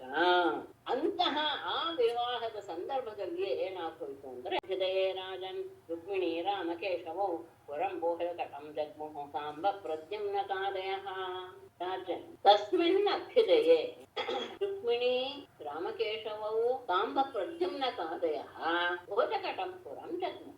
ವಿವಾಹ ಅಲ್ಲಿ ಆಗೋದ್ರಿಂದ ರುಕ್ಮಿಣಿ ಇರುವಂತಹ ಸ್ಥಳದಲ್ಲಿ ರಾಜನ್ ಪರೀಕ್ಷಿತನೇ ತಸ್ಮಿನ್ ಅಭ್ಯುದಯೇ, ಅಂತಹ ಮಂಗಳದ ಕಾರ್ಯದಲ್ಲಿ ರುಕ್ಮಿಣಿ ಮತ್ತು ರಾಮಕೇಶವ ಬಲರಾಮ ಶ್ರೀಕೃಷ್ಣರು ಸಾಂಬ ಪ್ರದ್ಯುಮ್ನ ಕಾದಯ, ಸಾಂಬ ಪ್ರದ್ಯುಮ್ನ ಮೊದಲಾದ ಎಲ್ಲರೂ ಸಹ ಭುಜಕಟಂಪುರಂ ಜಗ್ಮುಃ, ಭುಜಕಟ ಪಟ್ಟಣಕ್ಕೆ ಎಲ್ಲರೂ ಹೋದರು. ಎಲ್ಲರೂ ಅಲ್ಲಿ ಹೋಗಿದ್ದು ವಿವಾಹ ಉತ್ಸವದಲ್ಲಿ ಭಾಗವಹಿಸೋದಕ್ಕೋಸ್ಕರ ಪ್ರತಿಯೊಬ್ಬರು ಅಲ್ಲಿ ಹೋಗಿ. ತಸ್ಮಿನ್ ನಿವೃತ್ತೆ ಉದ್ವಾಹೆ ಕಾಲಿಂಗ ಪ್ರಮುಖ ನೃಪಾಃ ವೃತ್ತಾಸ್ತೆ ರುಕ್ಮಿಣಂ ಪ್ರೋಚುಃ ಬಲಂ ಅಕ್ಷೈಃ ವಿನಿರ್ಜಯ. ತಸ್ಮಿನ್ ಉದ್ವಾಹೆ ನಿವೃತ್ತೆ ಕಾಲಿಂಗ ಪ್ರಮುಖಾಃ ದೃಪ್ತಾಃ ನೃಪಾಃ ತೇ ರುಕ್ಮಿಣಂ ಪ್ರೋಚುಃ ಅಕ್ಷೈಃ ಬಲಂ ವಿನಿರ್ಜಯ. ತಸ್ಮಿನ್ ಉದ್ವಾಹೆ ನಿವೃತ್ತೆ, ಆ ವಿವಾಹ ಮಹೋತ್ಸವ ಎಲ್ಲವೂ ಸಹ ಪರಿಪೂರ್ಣವಾಗಿ ಮುಗಿದ ಮೇಲೆ ಆ ಸಂದರ್ಭದಲ್ಲಿ ಕಾಲಿಂಗ ಪ್ರಮುಖಾಃ ನೃಪಾಃ, ಕಳಿಂಗ ರಾಜನೇ ಮೊದಲಾದಂತಹ ರಾಜರು ತೃಪ್ತಾಃ, ಸ್ವಲ್ಪ ತೃಪ್ತರೇ ಆಗಿದ್ರು, ಮದದಿಂದ ಕೂಡದವರಾಗಿದ್ರು. ಅವರು ರುಕ್ಮಿಣಂ ಪ್ರೋಚುಃ, ಅವರು ರುಕ್ಮಿಗೆ ಹೇಳಿದ್ರು ಅಕ್ಷೈಹಿ ಪಗಡೆಯಾಟದಲ್ಲಿ ಬಲಂ ವಿನಿರ್ಜಯ, ಬಲರಾಮನನ್ನ ನೀನು ಸೋಲಿಸಿ ಬಿಡು ಅಥವಾ ಬಲರಾಮನನ್ನ ಗೆದ್ದು ಬಿಡು. ಸಾಮಾನ್ಯವಾಗಿ ಅದೆಲ್ಲ ಉಂಟು, ವಿವಾಹ ಮಹೋತ್ಸವದಲ್ಲಿ ಆಟ ಎಲ್ಲ ಆಡುವಂತಹದ್ದು, ಪಗಡೆ ಆಟ ಆಡುದು ಒಂದು ವ್ಯವಹಾರ ಇದ್ದೇ ಇದೆ. ಅಂತಹ ದಿನದಲ್ಲಿ ಅವರೆಲ್ಲರೂ ಸಹ ರುಕ್ಮಿಯನ್ನು ಸಂಶೋಧನೆ ಮಾಡಿದ್ರು, ನೀನು ಈ ಸಂದರ್ಭದಲ್ಲಿ ಪಗಡೆ ಆಟ ಆಡಿ ಬಲರಾಮನನ್ನು ಸೋಲಿಸಿಬಿಡು. ಯಾಕೆ ಅಂದ್ರೆ ಅವನಿಗೆ ಪಗಡೆ ಆಟ ಗೊತ್ತಿರ್ಲಿಲ್ಲ ಬಲರಾಮನಿಗೆ, ಆದ್ರೆ ಪಗಡೆ ಆಟದಲ್ಲಿ ಬಹಳ ಆಸೆ ಯುಧಿಷ್ಠಿರ. ಅನಕ್ಷಜ್ಞೋ ಹೇಂ ರಾಜನ್ ಅಭಿಸ್ತಸ್ಯಸರಂ ಮಹತ್ ಇತ್ಯುಕ್ತೋ ಬಲಮಾಹೂಯ ತೇನ ಅಕ್ಷೈಃ ರುಕ್ಮಿ ಅದೀವ್ಯತ. ಯಾಕೆ ಅಂದ್ರೆ ಅವರು ಅದನ್ನು ಅವರೇ ಹೇಳ್ತಾರೆ, ರಾಜನ್ ಶುಕ್ರ ಹೇಳೋದು ಅಂತ ಅನ್ಕೊಳ್ಳೋಣ, ಇಲ್ಲಿ ಹಾಗೆ ಇದೆ. ಅಯಂ ಅನಕ್ಷಜ್ಞಃ ಹಿ ಅಪಿ ತತ್ ಮಹತ್ವ್ಯಸನಂ ಸರಿ ರಾಜರೇ ಹೇಳೋದು. ಇತಿ ಉಕ್ತಃ ಬಲಂ ಆಹೂಯ ತೇನ ರುಕ್ಮಿ ಅಕ್ಷೈಃ ಅದೀವ್ಯತ. ರಾಜನ್ ಅಂದ್ರೆ ಅವನಿಗೆ ಹೇಳೋದು, ರುಕ್ಮಿಗೆ ಹೇಳೋದು ರಾಜನೇ. ಅನಕ್ಷಜ್ಞ ಹೇ ಅಯಂ. ಅಕ್ಷಜ್ಞ ಅಂದ್ರೆ ಅಕ್ಷ ಅಂದ್ರೆ ಪಗಡೆಯಾಟ, ಅಕ್ಷಜ್ಞ ಅಂದ್ರೆ ಪಗಡೆಯಾಟ ಅರ್ಥವನ್ನು, ಅನಕ್ಷಜ್ಞ ಅಂದ್ರೆ ಪಗಡೆಯಾಟದ ವಿಷಯ ಗೊತ್ತಿಲ್ಲದೆ ಇರುವಂತವನು ಇವನು. ಆದರೆ ಅಪಿತು ತದ್ ವ್ಯಸನ ಮಹತ್, ಅದರ ಆಟ ಆಡಬೇಕು, ಪಗಡೆ ಆಟ ಆಡಲೇಬೇಕು ಎನ್ನುವಂತಹ ಆಸೆ ಮಾತ್ರ ಅವನಿಗೆ ಬಹಳ ಇತ್ತು, ಇದೆ. ಇತಿ ಉಕ್ತ, ಹೀಗೆ ಹೇಳಲ್ಪಟ್ಟಂತಹ ರುಕ್ಮಿಯು ಬಲಂ ಆಹೋಯ, ಬಲರಾಮನನ್ನು ಕರೆದು ತೇನ ಅವನ ಜೊತೆಗೆ ರುಕ್ಮಿ ಅಕ್ಷಯಿಗೆ ಅವಿದ್ಯದ ಪಗಡೆ ಆಟವನ್ನು ಆಡೋದಕ್ಕೆ ಶುರು ಮಾಡಿದ. ಅವನು ಕರೆದ ತಕ್ಷಣ ಅವನು ಬಂದ್ಬಿಡ್ತಾನೆ, ಯಾಕಂದ್ರೆ ಅವನಿಗೆ ಅದನ್ನು ಬಹಳ ವ್ಯಾಮೋಹ. ಹಾಗಾಗಿ ನೀನು ಅವನಿಗೆ ಪಗಡೆ ಆಟ ಬರೋದಿಲ್ಲ, ಆದ್ರೆ ಅದರಲ್ಲಿ ಬಹಳ ಅವನಿಗೆ ವ್ಯಸನವಿದೆ, ಚಟ ಇದೆ. ಹಾಗಾಗಿ ನೀನು ಅವನನ್ನ ಆಟ ಆಡಿಸಿ ಅದರಲ್ಲಿ ಸೋಲಿಸಿಬಿಡು. ಹಾಗೇನೆ ಅವನ ಜೊತೆ ಪಗಡೆ ಆಟ ಆಡೋದಕ್ಕೆ ಶುರು ಮಾಡಿದ. ಅಲ್ಲಿ ಹೇಗೆ ಪಣ ಇಡೋದಿದೆಯಲ್ಲ, ಶತಂ ಸಹಸ್ರಮಾಯುಧಂ ರಾಮಸ್ತತ್ರ ಆಗದೆ ಪಣಂ ತಂತು ರುಕ್ಮಿ ಅಜಯತ್ತತ್ರ ಕಾಲಿಂಗಃ ರಹಸದ್ಬಲಂ ತಂತಾಂ ಸಂದರ್ಶಯನ್ ಉಚ್ಚೈಃ ನಾಮೃಷ್ಯತ್ ತತ್ ಹಲಾಯುಧಃ ಶತಂ ಸಹಸ್ರಂ ಅಯುತಂ ತತ್ರ ರಾಮಃ ಪಣಂ ಆದದೆ ರುಕ್ಮಿ ತಂತು ಅಜಯತ್ ಕಾಲಿಂಗಃ ತತ್ರ ಹೇಳಿದ್ನ ತತ್ರ ಕಾಲಿಂಗಃ ಬಲಂ ದಂತಾನ ಸಂದರ್ಶಯನ್ ಉಚ್ಚೈಃ ಪ್ರಾಹಸತ್ ಹಲಾಯುಧಃ ತತ್ ನ ಅಮೃತ. ಶತಂ ಸಹಸ್ರಂ ಅಯುತಂ, 100, 1000, 10,000 ಈ ರೀತಿಯಾಗಿ ತತ್ರ ಆಟದಲ್ಲಿ ರಾಮ ಬಲರಾಮನು ಪಣಂ ಆದದೆ, ಪಣವನ್ನ ಕೊಟ್ಟಿದ್ದ.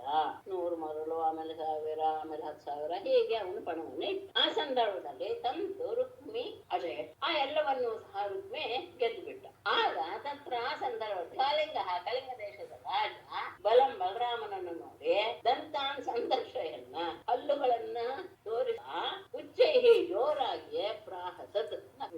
ಯಾವಾಗ ರುಕ್ಮಿ ಅದನ್ನೆಲ್ಲ ಗೆದ್ದು ಬಿಟ್ನೋ ಆಗ ಆ ಕಳಿಂಗ ರಾಜ ಇದನ್ನೆಲ್ಲ ನೋಡಿ ಹಲ್ಲು ಕೆದ್ದು ಗಟ್ಟಿಯಾಗಿ ನಗ್ತಾ ಇದ್ದ. ತತ್ ಆ ನಗುವಿಕೆ, ಅವನ ನಗುವಿಕೆಯನ್ನು ಹಲಾಯುಧ ಬಲರಾಮನು ನ ಅಮೃಷ್ಯತ್, ಕೈಸ್ಕೊಳ್ಳಕ್ಕಾಗಲಿಲ್ಲ. ಯಾವಾಗ ಅವನು 100, 1000 ಅಂತ ಅಂದ್ರೆ ಉದಾಹರಣೆ ಒಂದು 100,000 ಹೀಗೆ ಎಲ್ಲವನ್ನೂ ಸಹ ರುಕ್ಮಿ ಗೆದ್ದು ಬಿಟ್ಟ. ಯಾವಾಗ ಈ 3ರಲ್ಲೂ ಸಹ ಸೋತು ಬಿಟ್ಟ ಬಲರಾಮ, ಆಗ ಕಳಿಂಗರಾಜ ಜೋರಾಗಿ ಹಲ್ಲನ್ನು ತೋರಿಸ್ತಾ ಜೋರಾಗಿ ನಕ್ಕು ಬಿಟ್ಟ. ಅದರಿಂದ ಅವನಿಗೆ ತುಂಬಾ ಸಿಟ್ಟು ಬಂತು ಬಲರಾಮನಿಗೆ. ಅದಾದ್ಮೇಲೆ ತಥೋ ಲಕ್ಷಂ ರುಕ್ಮಿ ಅಗ್ರಹ್ಣಾತ್ ಗ್ರಹಂ ತತ್ರ ಅಜಯತ್ ಬಲಃ ಜಿತವಾನಹಮಿತ್ಯಾಹ ರುಕ್ಮಿ ಕೈಟವಮಾಶ್ರಿತಃ. ತತಃ ಲಕ್ಷಂ ರುಕ್ಮಿ ಗ್ರಹಂ ಅಗ್ರಹ್ಣಾತ್ ತತ್ರ ಬಲಃ ಅಜಯತ್ ಕೈಟವಂ ಆಶ್ರಿತಃ ರುಕ್ಮಿ ಅಹಂ ಜಿತವಾನ್ ಇತಿ ಆಹ. ತತಃ ಬಳಿಕ ರುಕ್ಮಿಯು ಲಕ್ಷಂ 1,00,000ದಷ್ಟು ವರಹವನ್ನ ಗ್ರಹಂ ಅಗ್ರಹ್ಣ ವರಹವನ್ನ ಪಣದ ಗ್ರಹ ಅಂದ್ರೆ ಪಣವನ್ನ ಒಡ್ಡಿದ. ತತ್ರ ಆ ಸಂದರ್ಭದಲ್ಲಿ ಬಲಹ ಜಯತ್ ಬಲರಾಮ ಅದನ್ನ ಗೆದ್ಕೊಂಡು. ಆದರೆ ಕೈಟವಂ ಆಶ್ರಿತಃ ರುಕ್ಮಿ ಕಪಟವನ್ನ ಆಶ್ರಯಿಸಿದಂತಹ ಆ ರುಕ್ಮಿಯು ಅಹಂ ಜಿತವಾನ್ ನಾನೇ ಗೆದ್ದೆ ಇತಿ ಆಹ. ಹೀಗೆ ಅವನು ಮೋಸದಿಂದ ಕಪಟದಿಂದ ಜಗಳ ಅಂತ ಇದ್ದು ತಾನೇ ಗೆದ್ದೆ ಅಂತ ಅವನಲ್ಲಿ ವಾದ ಮಾಡಿದ. ಅವಾಗ 10,000ವರೆಗೂ ಅವನು ಗೆದ್ದ. ಆಮೇಲೆ ಯಾವಾಗ ಲಕ್ಷವನ್ನ ಇವನು ಪಣವನ್ನಾಗಿ ಇಟ್ನು ರುಕ್ಮಿ, ಆ ಸಂದರ್ಭದಲ್ಲಿ ಬಲರಾಮನೇ ಗೆದ್ದ. ಆದ್ರೆ ಆಗ ಸ್ವಲ್ಪ ಎಲ್ಲೋ ಒಂದು ವಿಷಯವನ್ನು ತೆಗೆದು ಗಲಾಟೆ ಎಪ್ಪಿಸ್ಕೊಂಡು ತಾನೇ ಗೆದ್ದೆ ಅಂತ ರುಕ್ಮಿ ಮೋಸ ಮಾಡೋದಕ್ಕೆ ಶುರು. ಈಗ ತುಂಬಾ ಕೋಪ ಬಂತು ಬಲರಾಮ. ಮನ್ಯುನಾ ಕ್ಷುಭಿತಃ ಶ್ರೀಮಾನ್ ಸಮುದ್ರೈವ ಪರ್ವಣಿ ಜಾತ್ಯಾರುಣಾಕ್ಷಃ ಅತಿರುಷ ವ್ಯರ್ಬುದಂ ಗ್ರಹಂ ಅದದೆ. ಪರ್ವಣಿ ಸಮುದ್ರಃ ಇವ ಮನ್ಯುನಾ ಕ್ಷುಭಿತಃ ಶ್ರೀಮಾನ್ ಜಾತ್ಯ ಅರುಣಾಕ್ಷಃ ಅತಿರುಷ ಗ್ರಹಂ ನ್ಯರ್ಬುದಂ ಆದ್ರೆ. ಪರ್ವಣಿ ಸಮುದ್ರ ಇವ, ಪರ್ವಕಾಲದಲ್ಲಿ ಸಮುದ್ರವು ಹೇಗೆ ಉಕ್ಕೇರುತ್ತೋ ಆ ರೀತಿಯಲ್ಲಿ ಮನ್ಯನ ಕ್ಷುಭಿತ ಕೋಪದಿಂದ ಕ್ಷುಬ್ಧನಾದಂತಹ ಶ್ರೀಮಾನ್ ಬಲರಾಮನು ಜಾತ್ಯಾರುಣಾಕ್ಷಃ ಸಹಜವಾಗಿಯೇ ಕೆಂಪಾಗಿರುವಂತಹ ಅವನ ಕಣ್ಣುಗಳು ಅತಿರುಷ ಕೋಪದಿಂದ ಇನ್ನಷ್ಟು ಕೆಂಪಾಯಿತು ಅಂತಹ ಅವನು ನ್ಯರ್ಬುದಂ ಗ್ರಹಂ ಆಗದೆ 10 ಕೋಟಿಯಷ್ಟು ವರಹಗಳನ್ನ ಪಣವನ್ನಾಗಿತ್ತು ಆಗದೆ ಆಡೋದಕ್ಕೆ ಶುರು. ಯಾವಾಗ ಅವನು ಮೋಸದಿಂದ ನನಗೆದ್ದೆ ಅಂತ ಹೇಳಿ ಆ 1,00,000 ವರಹಗಳನ್ನ ಅವನು ತನ್ನ ದಿನ ಮಾಡಿಕೊಂಡು ಆಗ ಹೇಗೆ ಸಮುದ್ರ ಇದರಲ್ಲಿ ಪೂರ್ಣಿಮೆಯಲ್ಲಿ ಉಕ್ಕಿ ಹರಿಯುತ್ತೋ ಹಾಗೆ ಅವನಿಗೆ ಕೋಪ ಅನ್ನೋದು ಉಕ್ಕಿ ಬರ್ತಾ ಇತ್ತು. ಸಹಜವಾಗಿ ಅವನ ಕಣ್ಣು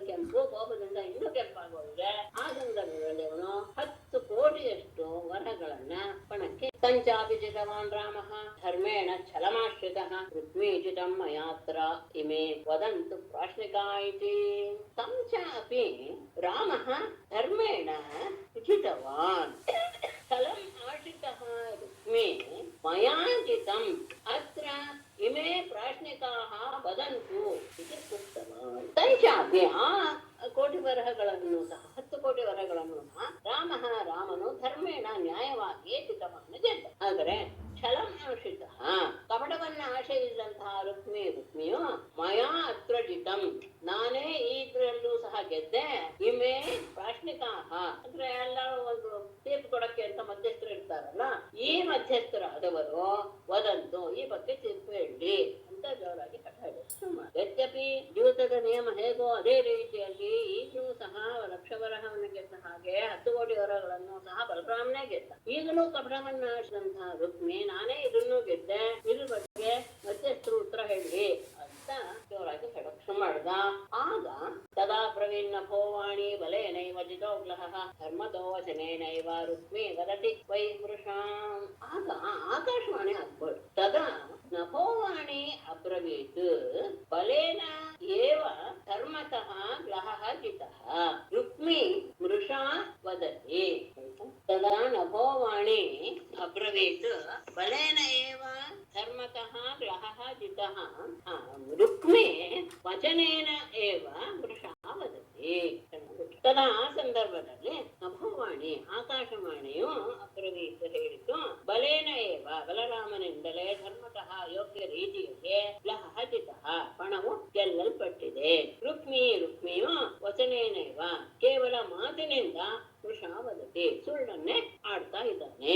ಯದ್ಯಪಿ ಬಲರಾಮನೇ ನ್ಯಾಯವಾಗಿ ಗೆದ್ದಿರುವಂತದ್ದು, ಇವನು ತಾನೇ ಗೆದ್ದಿದ್ದೇನೆ ಎನ್ನುವಂಥದ್ದು ರುಕ್ಮಿ ಹೇಳ್ತಾ ಇರೋದು ಸುಳ್ಳಿನ ಮಾತು ಅಂತ ಹೇಳಿದಾಗಲೂ ಸಹ ಕಾಮನಾದೃತ್ಯ ವೈದರ್ಭ ದುಷ್ಟರಾಜನ್ಯಚೋದಿತ ಸಂಕರ್ಷಣಂ ಪರಿಹಸನ್ ಬಭಾಷೆ ಕಾಲಚೋದಿತ. ವೈದರ್ಭ ದುಷ್ಟರಾಜನ್ಯಚೋದಿತ ಕಾಲಚೋದಿತ ತಾಂ ಅನಾದೃತ್ಯ ಸಂಕರ್ಷಣಂ ಪರಿಹಸನ್ ಬಭ್ಷೆ.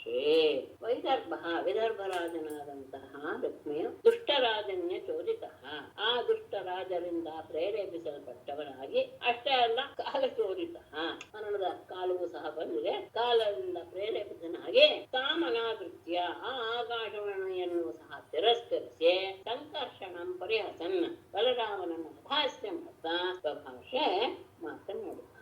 ಯದ್ಯಪಿ ಆಕಾಶವಾಣಿ ಆದರೂ ಸಹ ಅವನು ಜೊತೆಯಲ್ಲಿರುವಂತಹ ದುಷ್ಟರಾಜರೆಲ್ಲ ಪ್ರೋತ್ಸಾಹಿಸ್ತಾ ಇರೋದ್ರಿಂದ ಏನು ಆಗಲ್ಲ ಎನ್ನುವ ಇದರಿಂದ ಧೈರ್ಯದಿಂದ ಮತ್ತೆ ಋಣದ ಸಮಯ ಹತ್ತಿರ ಬಂದಿತ್ತು. ಅದಕ್ಕೆ ಸರಿಯಾಗಿ ಅವನು ಬಲರಾಮನನ್ನ ಅಪಹಾಸ್ಯ ಮಾಡಕ್ಕೆ ಶುರು ಮಾಡಿದ.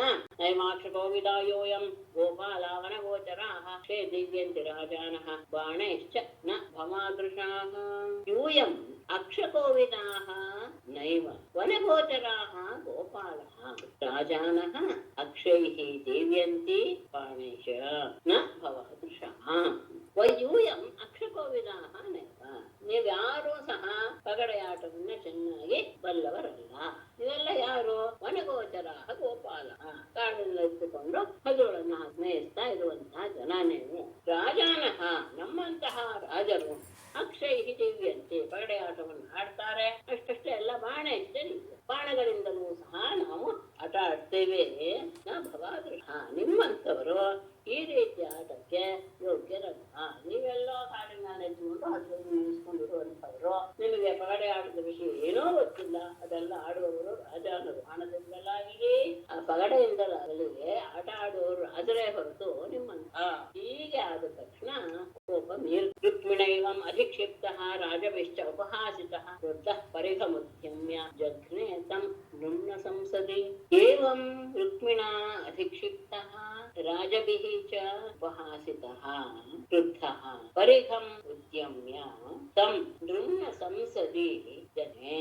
ಏವಂ ಈ ರೀತಿಯಾಗಿ ರುಕ್ಮಿಣಾ ಅಧಿಕ್ಷಿಪ್ತಃ ರುಕ್ಮಿಯ ತಿರಸ್ಕಾರವಾದ ಮಾತುಗಳಿಂದ ನಿಂದೆಗೆ ಒಳಗಾಗಿ ಅಷ್ಟೇ ಅಲ್ಲ ರಾಜವೇಶ್ಯ ಅಲ್ಲಿರುವಂತಹ ನೆರೆದಿರುವಂತಹ ರಾಜರಿಂದಲೂ ಸಹ ಉಪಹಾಸಿತಃ ಅಪಹಾಸ್ಯಕ್ಕೆ ಒಳಗಾದ ಬಲರಾಮನು ವೃದ್ಧಃ ಕೋಪಗೊಂಡು ಪರಿಘಮುದ್ಯಮ್ಯ ಪರಿಗಾಯುಧವನ್ನ ತಿಳ್ಕೊಂಡು ಮಾಡಿಕೊಂಡು ನನ್ನ ಸಂಸದೆ ಆ ವಿವಾಹದ ಮಂಗಲ ಸಭೆಯಲ್ಲಿಯೇ ಸಂಜನೆ ಅವನನ್ನು ಕೊಂದು ಹಾಕಿಬಿಟ್ಟು. ಈ ಕೋಪವನ್ನ ತಡ್ಕೊಳಕ್ಕಾಗ್ಲಿಲ್ಲ.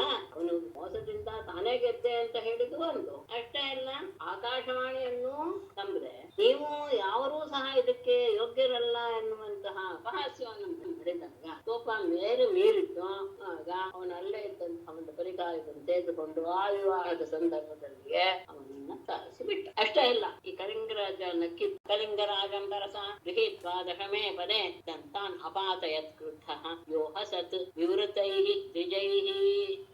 ಕಳಿಂಗರಾಜಂ ತರಸ ದಶಮೇ ಪದೇ ಗೃಹೀತ್ವಾ ಕ್ರುದ್ಧಃ ದಂತಾನ್ ಅಪಾತಯತ್ ಯಃ ವಿವೃತೈಃ ದ್ವಿಜೈಃ ಸತ್. ಕಳಿಂಗರಾಜನನ್ನು ಆ ತರಸ ವೇಗದಿಂದ ದಶಮೇ ಪದೇ ಅಲ್ಲಿಂದ 10 ಹೆಜ್ಜೆ ಓಡು ಹೋಗಿ ಅವನನ್ನು ಹಿಡಿದು ಹಿಡಿದು ದಂತಾನ್ ಅಪಾಯತ್ ಅವನ ಹಲ್ಲುಗಳನ್ನೆಲ್ಲ ಉದುರಿಸಿಬಿಟ್ಟ.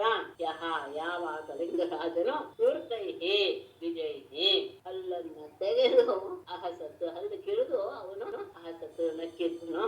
ಆ ಕೋಪ ಇತ್ತು, ಅವನು ಓಡ್ ಹೋಗಕ್ಕೆ ಸಿದ್ಧನಾಗಿದ್ದ. 10 ಹೆಜ್ಜೆಯಲ್ಲಿ ಅವನನ್ನು ಹಿಡಿದು ಅವನ ಹಲ್ಲುಗಳನ್ನೆಲ್ಲ ಉದುರಿಸಿ ಹಾಕಿಬಿಟ್ಟ. ಆ ಸಂದರ್ಭದಲ್ಲಿ ಒಂದಷ್ಟು ಜನ ಇದ್ರಲ್ಲ, ಅವರು ಸಹ ತಮ್ಮ ಕೈ ಕಂದರು. ಅನ್ಯ ನಿರ್ಭಿನ್ನ ಬಾಹೂರು ಶಿರಸೋ ರುಧಿರೋಕ್ಷಿತಾಃ ರಾಜಾನೋದು ದ್ರೋಹೋ ಭೀತಾಃ ಬಲೇನ ಪರಿಘಾರ್ಧಿತಾಃ ಬಲೇನ ಪರಿಘಾರ್ಧಿತಾಃ ಅನ್ಯೇ ನಿರ್ಭಿನ್ನ ಬಾಹೂರು ಶಿರಸಃ ರುಧಿರೋಕ್ಷಿತಾಃ ರಾಜಾನಃ ಭೀತಾಃ ದುದ್ರೋಹೋ. ಬಲೇನ ಬಲರಾಮನಿಂದ ಪರಿಘಾರ್ಧಿತಾಃ ಪರಿಗದ ಹೊಡೆತಕ್ಕೆ ಸಿಕ್ಕಿದಂತಹ ಅನ್ಯ ಉಳಿದವರು ಸಹ ನಿರ್ಭಿನ್ನ ಬಾಹೂರು ಶಿರಸಃ ಕತ್ತರಿಸಲ್ಪಟ್ಟಂತಹ ತೋಳು ತೊಡೆ ತಲೆಗಳು ಉಳ್ಳವರಾಗಿ ರುಧಿರೋಕ್ಷಿತಾಃ ರಕ್ತದಿಂದ ತೊಯ್ದವರಾಗಿ ರಾಜಾನಃ ಉಳಿದ ರಾಜರೆಲ್ಲರೂ ಭೀತಾಃ ಹೆದರಿಕೆಯಿಂದ ದುದ್ರೋಹೋ ಹೆದರಿ ಓಡಿ ಹೋದರು. ಅನ್ಯ ರಾಜಾನಃ ಅಂತ ರಾಜಾನಃ ಶಬ್ದವನ್ನು ಅಲ್ಲಬೇಕಾದ್ರೆ ಉಳಿದ ರಾಜರು ಸಹ ಅವರನ್ನು ಸಹ ಬಿಡ್ಲಿಲ್ಲ. ಎಲ್ಲರೂ ಸಹ ಪ್ರೋತ್ಸಾಹಿಸಿದ್ರಲ್ಲ ಅವನನ್ನ, ಬಲರಾಮನನ್ನು ಸೋಲಿಸಿಬಿಡು ಪಗಡೆ ಆಡ್ತಾರೆ. ಹಾಗಾಗಿ ಎಲ್ಲ ರಾಜರು ಸಹ ತನ್ನ ಪರಿಗದ ಆಯುಧದಿಂದಲೇ ಒಂದೊಂದೊಂದೊಂದು ಕೊಟ್ಟ. ಅವರೆಲ್ಲರೂ ಸಮತ ತೋಳು ತೊಡೆ ತಲೆಗಳನ್ನು ಕಳೆದುಕೊಂಡು, ಕೆಲವರ ಮೈಯೆಲ್ಲ ರಕ್ತ ಸುರಿಸಿಕೊಂಡು ಹೆದರ್ಕೊಂಡು ಉಳಿದ ಪ್ರಾಣ ಉಳಿಸ್ಕೊಂಡವರು ಹೆದರಿ ಅಲ್ಲಿಂದ ಓಡಿ ಹೋದರು. ಈ ಸಂದರ್ಭದಲ್ಲಿ ರುಕ್ಮಿಣಿ ಕೃಷ್ಣ ಎಲ್ಲರೂ ಇದ್ದಾರೆ ಅಲ್ಲಿ. ವಿಹತೆ ರುಕ್ಮಿಣಿ ಶಾಲೆ ನಾ ಪ್ರವೇತ್ ಸಾಧು ಅಸಾಧುವ ರುಕ್ಮಿಣಿ ಬಲಯೋಹೋ ರಾಜನ್ ಸ್ನೇಹ ಭಂಗ ಭಯಾಧರಿ. ರಾಜನ್ ಶಾಲೆ ರುಕ್ಮಿಣಿ ನಿಹತೆ ಹರಿಃ ರುಕ್ಮಿಣಿ ಬಲಯೋಹೋ ಸ್ನೇಹ ಭಂಗ ಭಯ ಸಾಧು ಅಸಾಧು ವಾ ನ ಅಭೇತ್. ಹರಿಃ ರಾಜನ್ ಪರೀಕ್ಷಿತನೇ ಶಾಲೆ ರುಕ್ಮಿಣಿ ಭಾವಮೈದುನಾದ ರುಕ್ಮಿಣಿಯು ನಿಹತೆ ಕೊಲ್ಲಲ್ಪಡಲ. ಹರಿಃ ಕೃಷ್ಣನು ರುಕ್ಮಿಣಿ ಬಲಯೋಹೋ ಅವರು ಸರಿ ತಪ್ಪು ಅಂತ ಹೇಳದ ಮಾಡಿದ್ದು ಹೂ ಅಂತ ಹೇಳ್ಬಿಟ್ರೆ, ಮಾಡಿದ್ ಸರಿ ಅಂತ ಹೇಳ್ಬಿಟ್ರೆ ರುಕ್ಮಿಣಿಗೆ ಸಿಟ್ಟು ಬರುತ್ತೆ, ಮಾಡಿದ್ದು ತಪ್ಪು ಅಂತ ಹೇಳಿದ್ರೆ ಬಲರಾಮಿಗೆ ಸಿಟ್ಟು ಬರುತ್ತೆ. ಹಾಗಾಗಿ ರುಕ್ಮಿಣಿ ಬಲಯೋ ಸ್ನೇಹ ಭಂಗ ಭಯ. ರುಕ್ಮಿಣಿ ಮತ್ತು ಬಲರಾಮನ ಆ ಸ್ನೇಹವು ಹೊರಟು ಹೋಗುತ್ತೆ ಅಥವಾ ಅಸಮಾಧಾನವಾಗುತ್ತೆ ಅವರಿಬ್ಬರಿಗೂ. ನಾನು ಯಾವ ಶಬ್ದ ಹೇಳೋದು ಸಹ ಇಬ್ಬರಲ್ಲೊಬ್ಬರಿಗೆ ಅಸಮಾಧಾನವಾಗುತ್ತೆ ಎನ್ನುವುದನ್ನು ಗೊತ್ತಾದಂತಹ ಅವನು ಸಾಧು ಅಸಾಧು ವಾ ನ ಅವೇ, ಇದು ಸರಿ ಅಂತನಾಗಲಿ ತಪ್ಪು ಅಂತಾದ್ರೆ ಯಾವ ಭಾವವನ್ನು ಪ್ರಕಟಪಡಿಸುವುದಿಲ್ಲ. ಸರಿ ತಪ್ಪು ಯಾವ ಶಬ್ದವನ್ನು ಹೇಳಲಿಲ್ಲ. ಯಾಕೆ ಅಂದ್ರೆ ಬಲರಾಮ ಮಾಡಿದ್ ಸರಿ ಅಂತ ಹೇಳಿದ್ರೆ ರುಕ್ಮಿಣಿಗೆ ಸಿಟ್ಟಾಗುತ್ತೆ, ಬಲರಾಮ ಮಾಡಿದ್ದು ತಪ್ಪು ಅಂತ ಆದ್ರೆ ಬಲರಾಮನಿಗೆ ಸಿಟ್ಟಾಗುತ್ತೆ. ಹಾಗಾಗಿ ಈ ವಿಷಯದಲ್ಲಿ ಸ್ನೇಹದ ಭಂಗವಾಗುತ್ತೆ ಎನ್ನುವ ಭಾವದಿಂದ ಪರಮಾತ್ಮ ಏನು ಮಾತಾಡ್ತೇವೆ. ಅದಾದ ತಥೋ ನಿರುದ್ಧಂ ಸಹ ಸೂರ್ಯಯಾವರಂ ಕಥಂ ಸಮಾರೋಪ್ಯಯೋ ಕುಶಸ್ಥಲಿ ರಾಮಾದಯೋ ಭೋಜಘಟಾತ್ ದಶಾರ್ಹಾಃ ಸಿದ್ಧಾಖಿಲಾರ್ಥಾ ಮಧುಸೂದನಾಶ್ರಯಾಃ.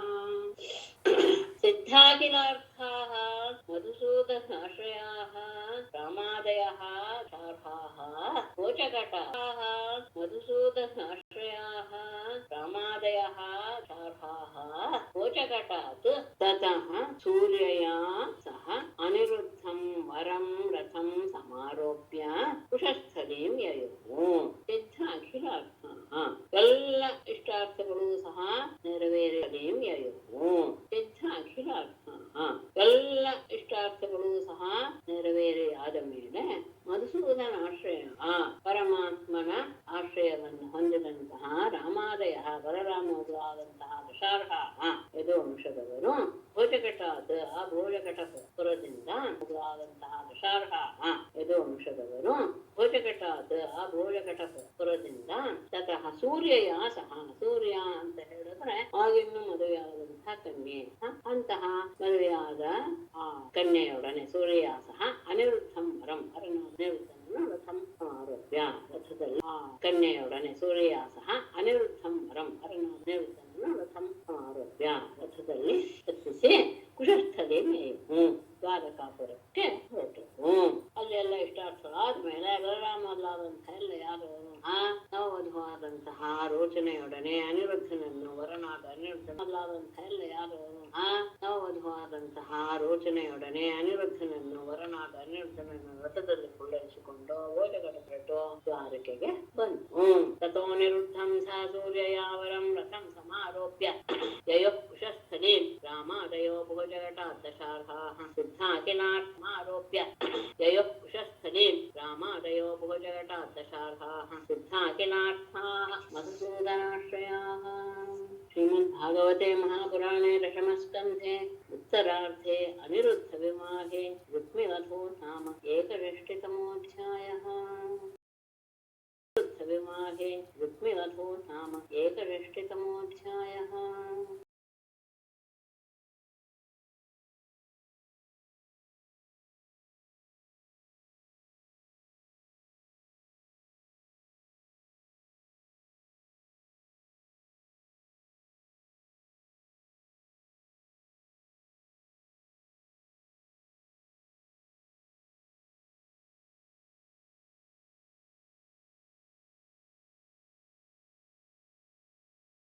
नारायणं नमस्कृत्य नरं चैव नरोत्तमं देवीं सरस्वतीं व्यासं ततो जयमुदीरयेत्. सर्वे भवन्तु सुखिनः सर्वे सन्तु निरामयाः सर्वे भद्राणि पश्यन्तु मा कश्चित् दुःखभाग् भवेत्. ಧನ್ಯವಾದಗಳು. ಧನ್ಯವಾದಗಳು. ನಮಸ್ತೆ.